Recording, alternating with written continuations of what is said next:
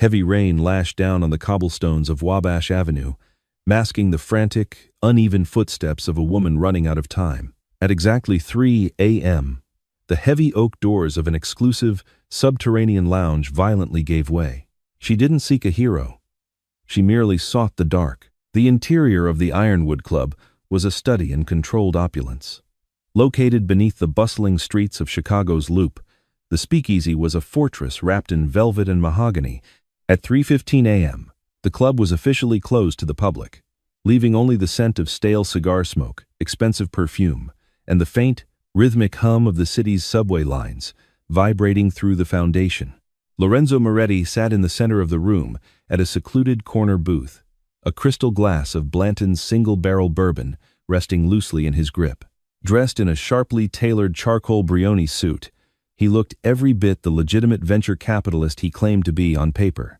In reality, Lorenzo was the undisputed head of the Moretti family, a syndicate that controlled everything from the city's shipping ports to its underground casinos. Across from him sat his underboss, Matteo, a towering man with a thick beard and eyes that never stopped scanning the room, even when it was entirely empty of strangers. They were reviewing a stack of heavily redacted shipping manifests when the tranquility of the room was shattered. The heavy, reinforced steel door leading to the rear alleyway delivery chute, a door meant to withstand a battering ram, slammed open with a metallic crash that echoed off the vaulted ceilings. Matteo was on his feet instantly, his hand darting beneath his jacket to draw his Glock 19. 3 other men stationed around the perimeter of the room drew their weapons in unison, the cold clicks of safeties being disengaged cutting through the silence. Lorenzo didn't flinch. He merely set his bourbon down and raised a single, silencing finger, halting his men from turning the intruder into Swiss cheese. Through the doorway stumbled a woman. She was soaked to the bone, her trench coat plastered to her skin, her dark hair tangled and plastered against her face. But it was the way she moved that caught Lorenzo's immediate attention. She wasn't just stumbling. She was systematically dragging herself forward, one agonizing inch at a time, one hand clamped desperately against her lower abdomen. Between her fingers, a dark, unmistakable stain was rapidly spreading across the beige fabric of her coat. She collapsed to her knees, her breath hitching in ragged, wet gasps. "Hold your fire," Lorenzo commanded softly, his voice carrying an unnatural weight. He stood up, his polished dress shoes making slow, deliberate sounds against the hardwood floor as he approached her. As Lorenzo stepped into the dim amber light, the woman forced her head up. Her face was pale, devoid of color, but her eyes were a piercing, defiant hazel. She didn't look at the guns pointed at her head. She looked straight at Lorenzo, instantly recognizing the man who commanded the room. "You're Moretti," she choked out, her voice trembling but surprisingly clear. "You're bleeding on my floor," Lorenzo replied, his tone devoid of any visible empathy. "And you bypassed a keypad lock that is supposedly unpickable. Who are you? And who is hunting you?" She swallowed hard, grimacing as a fresh wave of pain washed over her. Her free hand, trembling violently, reached into her coat pocket. Matteo tensed, aiming his weapon squarely at her chest. "Easy," she whispered, pulling out a small, metallic Kingston-encrypted flash drive. She held it up as if it were a talisman. "My name is Chloe Sanders. I'm a forensic auditor for Deloitte, and I have the offshore account numbers for Alderman Richard Hayes and his entire network. The men chasing me, they aren't thugs, they're CPD." Lorenzo's eyes narrowed. Alderman Hayes was a prominent thorn in the Moretti family's side, a corrupt politician heavily backed by the Tarasov Bratva, Lorenzo's most bitter rivals. If Hayes fell, the Tarasovs would lose their political shield in Chicago. "Why bring this to me?" Lorenzo asked, stepping closer, towering over her. "You should have gone to the feds." "The feds are on his payroll," Chloe gasped, her arm beginning to drop as her strength waned. "You're the only one, with the guns and the grudge, to stand in his way." She looked up at him, her vision clearly beginning to fade. "If I die, the encryption locks permanently. A dead man's switch. Save me, and I give you Chicago." Her eyes rolled back, and she collapsed entirely, her cheek hitting the floorboards with a soft thud. The flash drive clattered across the wood, stopping perfectly at the tip of Lorenzo's shoe. The room was dead silent, save for the ticking of a grandfather clock in the corner. "Boss," Matteo warned, his voice low. "If dirty cops are hunting her, they're sweeping the grid. They'll ping her phone, check the cameras. Keeping her here is an act of war." Lorenzo stared down at the unconscious woman. She was a civilian, a corporate suit who had dug too deep and found herself swimming with sharks. By all the rules of the life, he should toss her back into the alley and let the predators finish their meal. But the drive at his feet was the holy grail, the key to completely dismantling his enemies. He bent down, elegantly picking up the flash drive, and slipped it into his pocket. "Call Dr. Harrison," Lorenzo ordered, his voice echoing with absolute finality. "Tell him to get to the penthouse immediately. Bring his surgical kit. And Matteo?" "Yeah. Boss, lock down the building. No one gets in or out without my explicit say-so. If the police come knocking, you tell them the ironwood is closed." Chloe awoke to the sharp, pungent scent of rubbing alcohol and the distant, rhythmic beeping of a heart monitor. For a panicked second, she thought she was in a hospital, which meant she was dead. Hayes had men in every major hospital in the city. She shot up with a gasp. But a searing, agonizing fire tore through her right side, forcing her violently back down against the pillows. "I wouldn't do that if I were you, Miss Sanders. The stitches are fresh." The voice was calm, deep, and resonated from the shadows to her left. Chloe blinked rapidly, her vision swimming into focus. She wasn't in a hospital. She was in a massive, sprawling bedroom. The walls were lined with dark oak bookshelves. The bed beneath her was vast and covered in high thread-count silk sheets, and floor-to-ceiling windows offered a dizzying view of the Chicago skyline, the morning sun just beginning to break over Lake Michigan. Lorenzo Moretti sat in a leather wingback chair near the foot of the bed. He had discarded his suit jacket, his crisp white dress shirt unbuttoned perfectly at the collar, sleeves rolled up to reveal thick, corded forearms, and a flash of a vintage Patek Philippe watch on his wrist. Beside him, a gray-haired man in a blood-stained apron was packing away surgical instruments into a worn black leather bag. "Dr. Harrison managed to extract the bullet," Lorenzo continued, casually crossing one leg over the other. "A 9mm hollow point. Standard issue for Chicago's finest tactical units. You lost a lot of blood, but no major organs were clipped. You are, quite frankly, incredibly lucky." Chloe touched her side, feeling the thick, tight bandaging wrapped tightly around her torso. Her memories of the night came crashing back: the late-night audit at her apartment on Lakeshore Drive, the sudden realization that the numbers didn't just point to embezzlement, but to a massive human trafficking and weapons smuggling ring. The sudden crash of her front door, running barefoot down the fire escape in the freezing rain. "Where is my drive?" Chloe demanded, her voice hoarse, ignoring his commentary on her luck. Lorenzo raised an eyebrow, clearly amused by her audacity. A woman who had nearly bled to death on his floor was now making demands. He reached into his pocket, producing the metallic rectangle, holding it up between his index and middle finger. "Safe," Lorenzo said, "though useless to me without the encryption key you mentioned." "A dead man's switch? You called it?"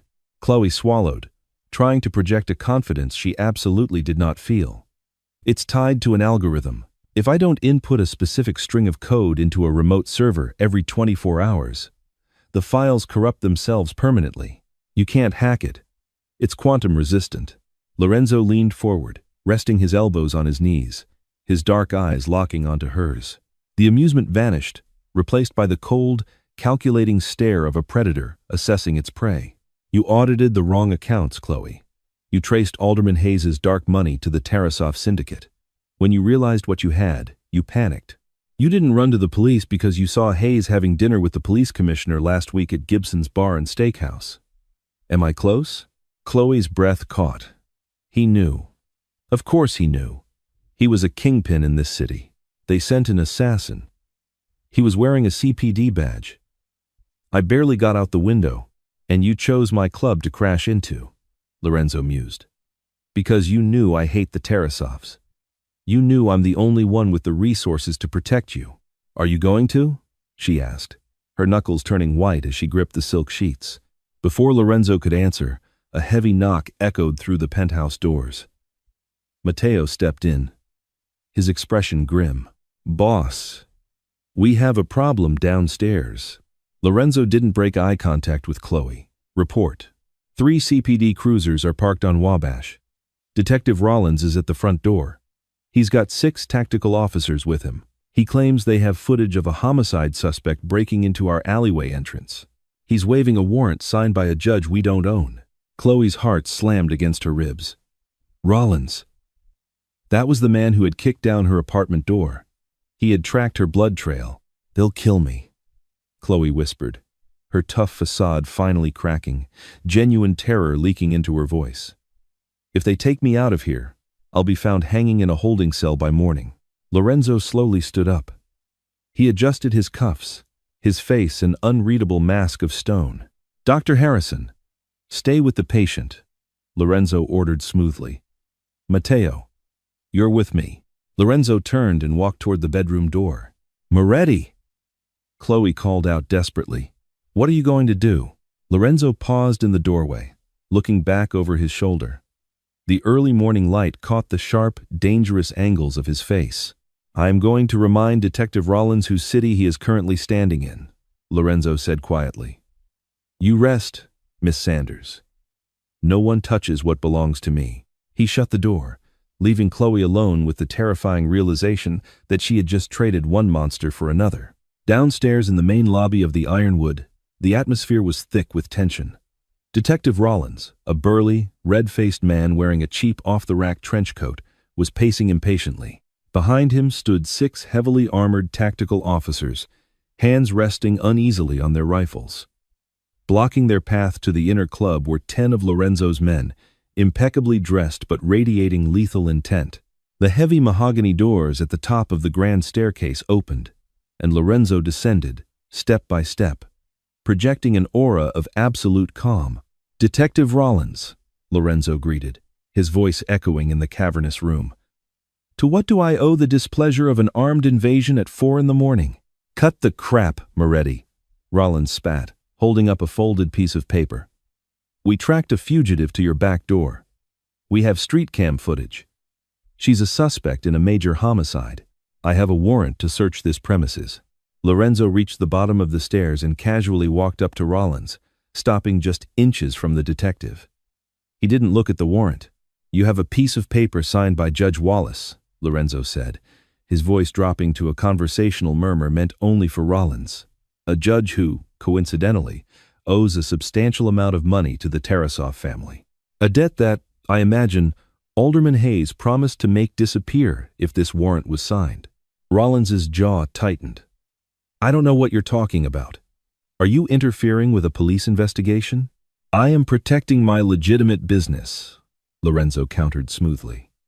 He gestured to Matteo, who handed him a sleek, black smartphone. Lorenzo dialed a number and put it on speaker. It rang twice before it was picked up. "Yes, Mr. Moretti?" A crisp voice answered. "Arthur," Lorenzo said, looking dead into Rollins's eyes. "I have Detective Rollins of the 12th Precinct here, attempting an unlawful search and seizure based on a fraudulent warrant. Could you please advise him?" The voice on the phone belonged to Arthur Sterling, a senior partner at Kirkland & Ellis, and one of the most feared defense attorneys on the Eastern Seaboard.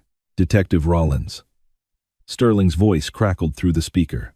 "If you cross that threshold, I will have an injunction filed before the sun rises. Furthermore, I will personally see to it that Internal Affairs audits your entire unit's financial records for the past 5 years, specifically focusing on your offshore accounts in the Cayman Islands.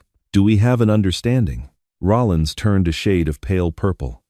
He looked at Lorenzo's men, who hadn't moved an inch, and then at his own officers, who were clearly outmatched in a potential shootout.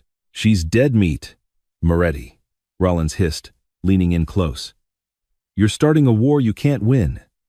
Hayes will burn this club to the ground." "Tell Hayes," Lorenzo whispered back, a cold, vicious smile touching his lips, "that if he wants my guest, he'll have to come through me to get her, and I highly suggest he brings an army." Lorenzo ended the call and slipped the phone into his pocket. "Show the detective out, Matteo." He was just leaving. Rollins glared at Lorenzo for a long, heavy moment, before sharply gesturing to his men. "Fall back!" he barked, spinning on his heel and marching out the front doors. Lorenzo watched the cruisers pull away through the frosted glass windows. He had just drawn a line in the sand, formally declaring war against the city's political establishment and the Russian mob. And all for an accountant he had met an hour ago. He turned back toward the stairs. It was time to find out exactly what was on that flash drive and how far Chloe Sanders was willing to go to survive. The morning sun cast long, golden shafts of light across the penthouse suite, illuminating the dust motes dancing in the air. Chloe sat propped up against the pillows, an air-gapped ThinkPad laptop resting on her lap. Lorenzo had provided it at her insistence.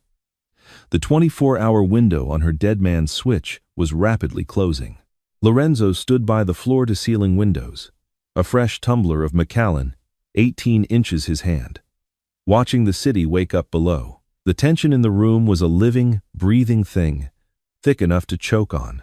"You're cutting it close," Lorenzo remarked, his voice a low rumble that vibrated through the quiet room.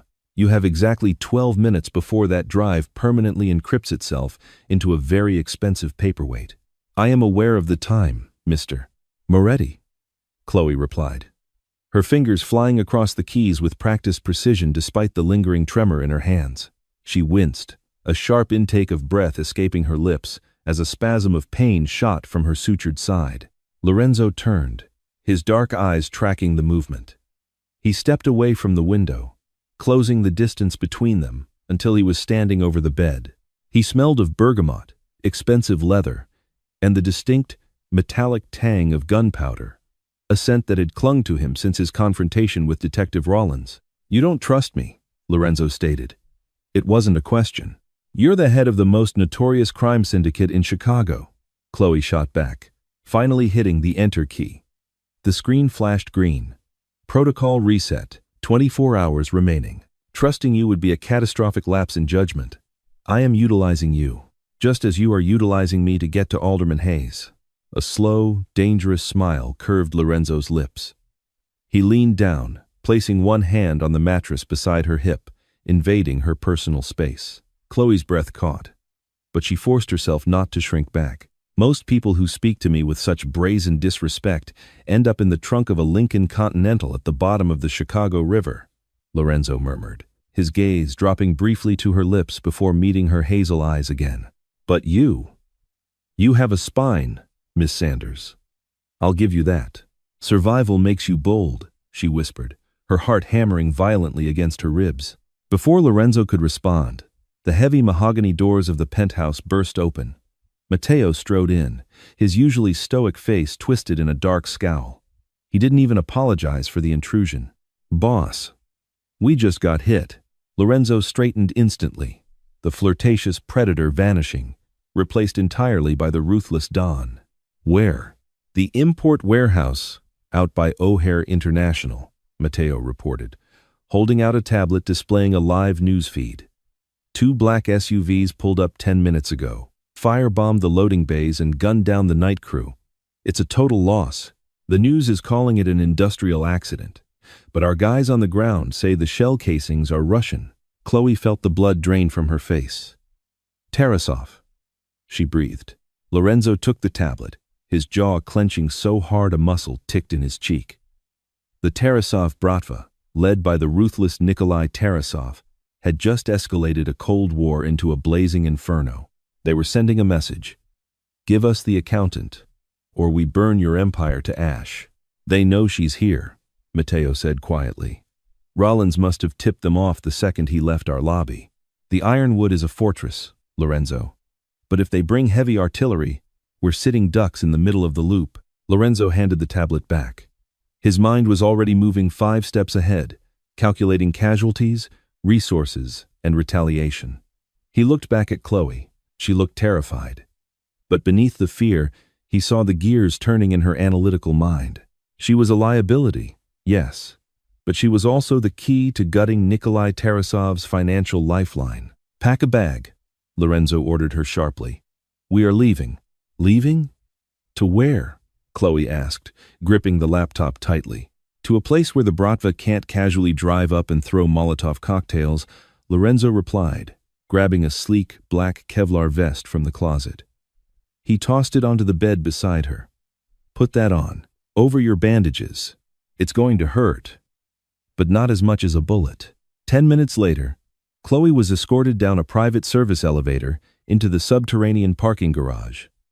The air was thick with the smell of exhaust and tension.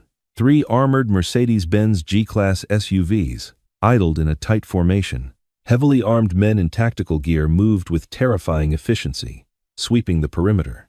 Lorenzo grabbed Chloe's arm gently but firmly, guiding her toward the center vehicle. "Keep your head down," he instructed, opening the heavy reinforced rear door. As they slid into the back seat, Matteo took the wheel. The doors slammed shut with a vault-like thud, sealing them inside a cocoon of bulletproof glass and steel. "Where are we going?" Chloe asked again, shivering despite the climate-controlled interior. Lorenzo reached beneath his seat and pulled out a matte black Sig Sauer P 365. He expertly checked the chamber before handing it to her. "Grip first. We are going to my private estate in Lake Forest," Lorenzo said softly, his eyes scanning the shadows of the garage as the convoy began to move. "Keep your finger off the trigger until you are ready to kill someone. The safety is already off." The drive north on Route 41 was an exercise in suffocating paranoia. The rain had returned, slicking the highway in a treacherous sheen of black glass. Chloe sat rigidly, the cold steel of the Sig Sauer heavy in her lap. She kept glancing at Lorenzo. He was entirely still, his posture relaxed, but his eyes never stopped tracking the mirrors. They had been driving for 45 minutes, leaving the towering skyline of Chicago behind for the sprawling, wooded wealth of the North Shore. Lake Forest was a haven of old money and sprawling estates, a place where privacy was bought by the acre. "You're quiet," Lorenzo observed, his voice cutting through the hum of the tires. "I'm calculating my odds of surviving the week," Chloe replied dryly, staring out the reinforced window at the blurring trees. "Currently, my statistical models are not optimistic." A low chuckle escaped Lorenzo's chest. "I have never lost an asset I chose to protect, Chloe. Do not insult my track record. You've never had a dirty alderman and the Russian mob actively collaborating to burn your city down because of one auditor," she countered. "There's a first time for everything." The convoy turned off the main highway onto a winding, heavily wooded private road. The GPS signal on the dashboard flickered and died a localized jammer to prevent tracking. They were less than a mile from the estate's main gates. Suddenly, Matteo slammed on the brakes. The heavy SUV skidded, the anti-lock brakes grinding furiously as the vehicle came to a violent halt. Chloe pitched forward, crying out as the seatbelt dug into her wounded side, but Lorenzo's arm shot across her chest, bracing her impact. "Ambush!" Matteo roared over the comm system. A massive, felled oak tree lay directly across the road, blocking their path. Before Matteo could throw the G-Wagon into reverse, the tree line erupted in blinding muzzle flashes. The deafening crack, crack, crack of automatic rifle fire hammered against the SUV. The bulletproof glass spiderwebbed instantly, white pockmarks blooming across the windows as high-caliber rounds tested the vehicle's armor. "Down!" Lorenzo shouted, shoving Chloe to the floorboards. He drew his own weapon, a customized Glock 17, but didn't bother returning fire. Shooting through the armored glass from the inside was impossible without compromising their own protection. "Matteo, push through the tree line. Do not reverse. They'll box us in," Lorenzo ordered, his voice terrifyingly calm amidst the chaos. Matteo yanked the steering wheel hard to the right, flooring the accelerator. The massive SUV roared, tearing through the muddy ditch, snapping saplings, and violently jarring its occupants. Gunfire continued to rain down on them, the metallic pinging sounding like deadly hail. Through the spider-webbed glass, Chloe saw a blacked-out Range Rover emerge from the woods, attempting to T-bone them. Matteo, with the reflexes of a seasoned wheelman, clipped the front of the attacking vehicle, sending it spinning into a ditch. They burst through the tree line and onto the manicured gravel driveway of the Moretti estate. The massive wrought iron gates were already swinging open, operated by guards returning fire from heavily fortified guardhouses. The G-Wagon tore through the entrance, sliding to a halt in front of a sprawling, stone-faced mansion. "Out! Move! Move!" Lorenzo yelled, throwing his door open. He grabbed Chloe, shielding her body with his own as they sprinted up the stone steps. The staccato pop of gunfire echoed from the gates, but the estate's defenses were holding the attackers back. They burst through the double oak doors, into a grand foyer lined with marble and antique armor. Lorenzo slammed the doors shut, throwing 3 deadbolts. He turned to Chloe, his chest heaving, his eyes wild with a feral, protective energy. He ran his hands over her shoulders and arms, checking for blood. "Are you hit? Chloe, look at me. Are you hit?" "No," she gasped, her hands shaking violently as she gripped the Sig Sauer. "No, I'm okay. Just my stitches." Lorenzo exhaled a sharp breath, closing his eyes for a fraction of a second. The relief that washed over his face was genuine, and it startled Chloe more than the gunfire. Matteo burst through a side entrance, bleeding from a superficial cut on his forehead. "Gates are secured. We have 20 heavily armed men on the perimeter. The Russians are falling back." They hit fast and ran. "They knew the route," Lorenzo said, his voice dropping to a deadly, glacial whisper. He turned to Matteo. "They knew exactly where we were going, and exactly which road we were taking." "Boss, that route was blacked out," Matteo said, wiping the blood from his brow. "Only 3 people knew we were moving her here today. Me, you, and Vincent." Vincent, Lorenzo's most trusted capo in charge of the North Side operations. Chloe, still trembling, slowly stood up straight.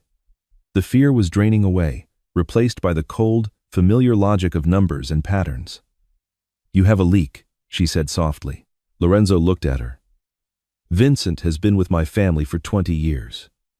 I need proof before I take a man's head. Do you have a secure terminal here? Something with high-speed access to global financial databases?" Chloe asked, her professional demeanor snapping into place like a suit of armor.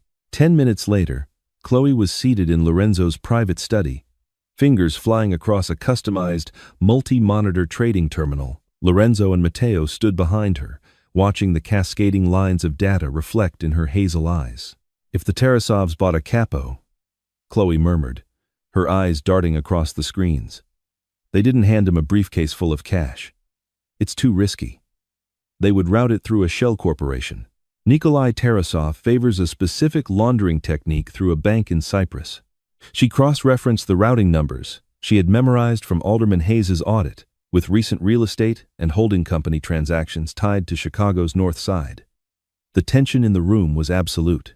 "Got it," Chloe said, hitting a final keystroke. A complex web of transactions appeared on the main screen, highlighting a massive deposit made just 3 hours prior.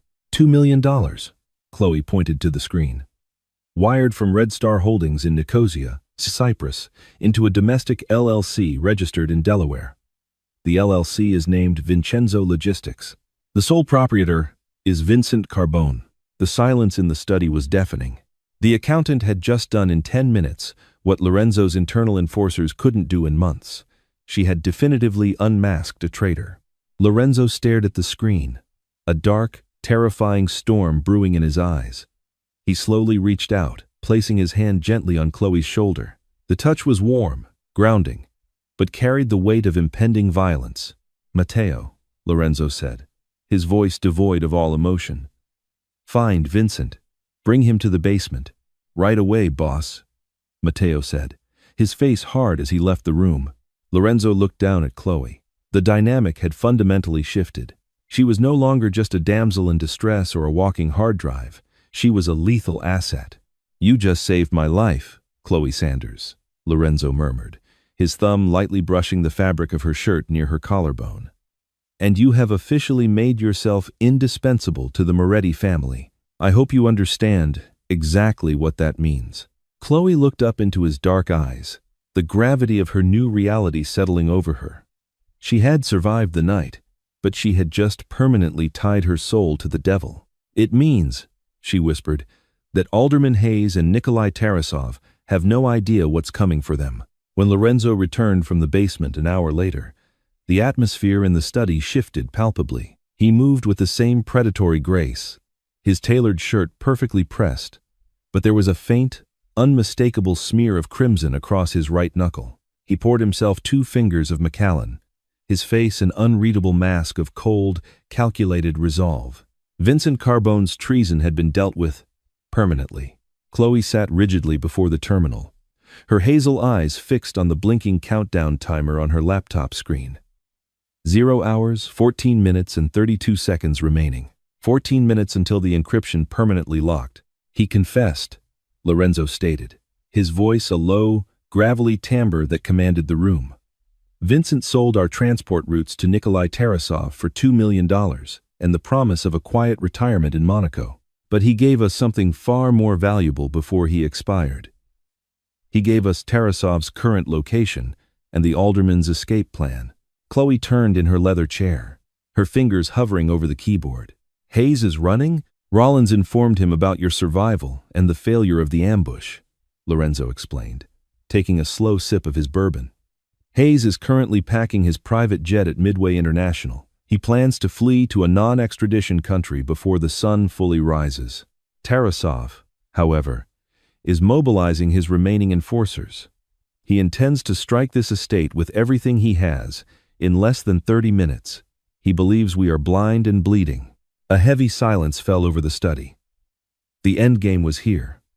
The chessboard was set, and there was no room left for pawns, only kings and queens. We have to strike first, Chloe said, the tremor in her voice completely gone, replaced by a razor-sharp clarity. She looked at the drive connected to the terminal. If I unlock this now, I can't just hand it to the local authorities. Hayes owns the CPD. If I send it to the local FBI field office, his moles will bury it. Then where do you send it, Miss Sanders? Lorenzo asked, stepping closer until he was standing directly behind her chair. The heat radiating from him was a stark contrast to the icy digital war she was about to wage. To the IRS Criminal Investigation Division in Washington, D.C., directly to the deputy director, Chloe replied, her fingers beginning to fly across the keys, and simultaneously to the editorial desks of the New York Times, the Wall Street Journal, and the Chicago Tribune. Once the data is public and federal, Hayes's political shield evaporates instantly. He becomes a massive liability to everyone who ever took a dime from him. Lorenzo's lips curved into a dangerous, admiring smile.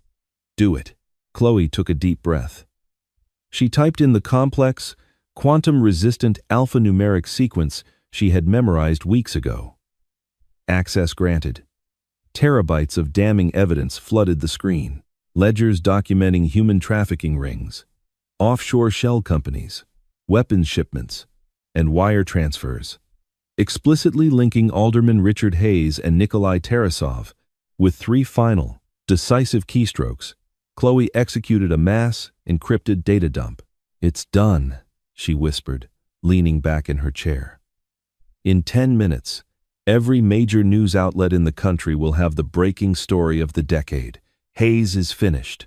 Excellent, Lorenzo murmured, his hand resting possessively on the back of her chair. Now, it is my turn. He pulled his smartphone from his pocket, dialing Matteo, who was coordinating the estate's defenses from the armory. Matteo, Tarasov is coming to us, but he's expecting the defenses Vincent mapped out.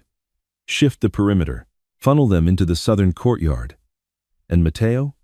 Send a specialized team to Midway International, Hangar 4. Ground Alderman Hayes's jet. Permanently. The next 45 minutes were a masterclass in synchronized destruction. From the safety of the reinforced study, Chloe watched the security monitors as the Tarasov Bratva descended upon the estate. But Lorenzo had turned the grounds into a lethal trap.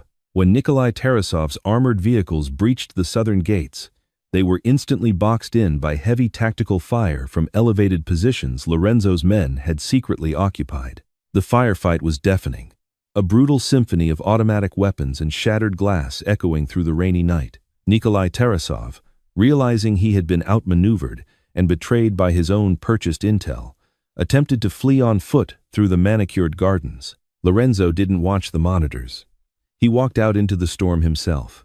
Through the surveillance feed, Chloe watched as Lorenzo, moving with terrifying, silent efficiency, flanked the Russian crime boss near the estate's grand fountain. There was no grand monologue, no dramatic pause. Tarasov raised his weapon, but Lorenzo was faster. 2 suppressed shots echoed through the rain, and the head of the Tarasov syndicate collapsed lifelessly onto the wet cobblestones. The war was over. Simultaneously, Chloe's phone buzzed with an alert. News networks were already interrupting their scheduled programming. The face of Alderman Richard Hayes flashed across the screens, accompanied by words like indictment, treason, and cartel ties. Mateo's voice crackled over Lorenzo's radio. "Boss, Hangar 4 is secured." The alderman attempted to board his jet, but federal agents swarmed the tarmac before we even had to intervene. The news drop worked. The feds moved faster than we anticipated to secure the arrest. When Lorenzo returned to the study, he was soaked from the rain, his Brioni suit clinging to his broad frame. He locked the heavy oak doors and walked over to Chloe. The adrenaline of the night was finally beginning to ebb, leaving behind a charged, electric tension between them. She stood up slowly, clutching her wounded side. But she held her head high. She was no longer a civilian caught in the crossfire. She was the architect of a king's downfall. "You did exactly what you promised," Lorenzo said softly, closing the distance between them. He reached out, his thumb gently tracing the line of her jaw, his touch surprisingly tender for a man who had just orchestrated a massacre. "You gave me Chicago." Chloe didn't pull away. She looked up into the dark, fathomless depths of his eyes, realizing that the fear she once held for him had morphed into something entirely different, something intoxicating and profound. "And you protected me," Chloe whispered, her breath hitching as he leaned in closer. "What happens now, Lorenzo?" "Now," Lorenzo murmured, his lips brushing against hers in a promise of both danger and absolute devotion. "We audit the rest of our enemies. Together." The heavy rain finally ceased over Chicago, washing away the ashes of a corrupt regime. Chloe Sanders, once a terrified corporate auditor, now stood beside Lorenzo Moretti, not as a liability, but as a formidable equal. Together, they rebuilt his syndicate from the shadows, blending lethal street force with brilliant, untouchable financial strategy. She had stumbled into his world bleeding, but she emerged as the undisputed queen of the underworld.